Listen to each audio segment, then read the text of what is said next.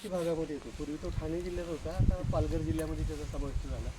त्र्यंबकेश्वरच्या खालच्या बाजूला सूर्यमाळ म्हणा किंवा कोडाळा म्हणा किंवा मोखाडा जव्हार ही सगळे आदिवासी पूर्ण भाग आहे तो. म्हणजे तिथं 98% आदिवासी राहिलेले 2% सगळे असं वर्गीकरण समाजाचं करता येईल. ही जी वारली पेंटिंग जी आहे ते वारली असं का तर वारली नावाचा समाजच आहे, म्हणजे ती जात आहे. मग मुख्यत्वे करून कोणत्या जाती? क ठाकूर. क ठाकूर म्हणजे काय? प्रत्येक शब्दाला क न सुरुवात करायची, क करूचे.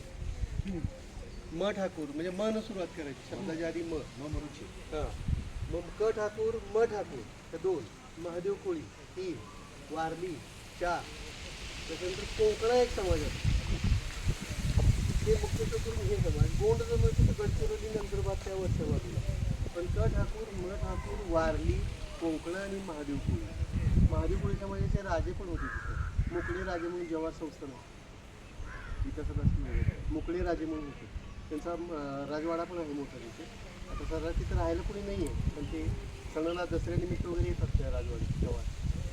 हे जे पेंटिंग आहे ना, ही चित्रशैली आहे किंवा लिपी म्हणून आपण याला, याच्यातून त्यांचे वेगवेगळे जे सण साजरे केले जातात किंवा त्यांचे देव आहेत ते सगळे त्या चित्रातून दर्शवले जातात.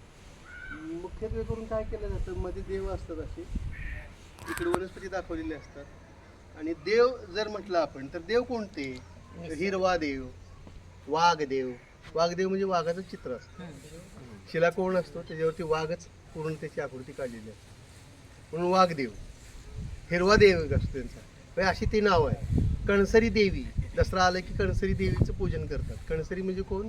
नाचणी जी असते आपली नाचणी. नाचणी आल्यानंतर ज्यावेळेस काढायला येते ना, ते थोडी नाचणी घेऊन तिची पूजा करतात आणि ती पुरतात. म्हणजे तिथले रिच्युअल्स आहेत, तिला ती कणसरी देवी म्हणतात. पूर्वी आतापर्यंत त्यांची मान्यता कशी होती, तुम्ही जर नाचणी मागाल त्यांना तर देत नव्हते ते.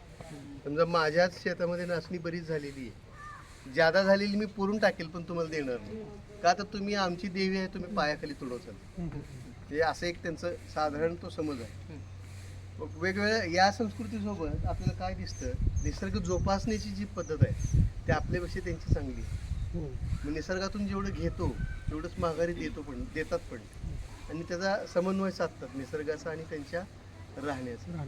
म्हणून मग हे जे आता मुख्य वारली जे म्हणतो ते एकाच समाजाचं नाव पुढे येतं, पण तसं नसून त्या सगळ्यांमध्येच ही लिपी तुम्हाला मुख्यत्वे करून दिसेल.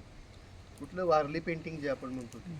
आपण आता हे त्यांनी कितपत हे केलं माहीत नाही मला, पण आपण बारीक जर बघितलं तर ढोल वाजवताना दिसतील, भात लावताना दिसतील किंवा काहीतरी खेळ खेळताना दिसतील.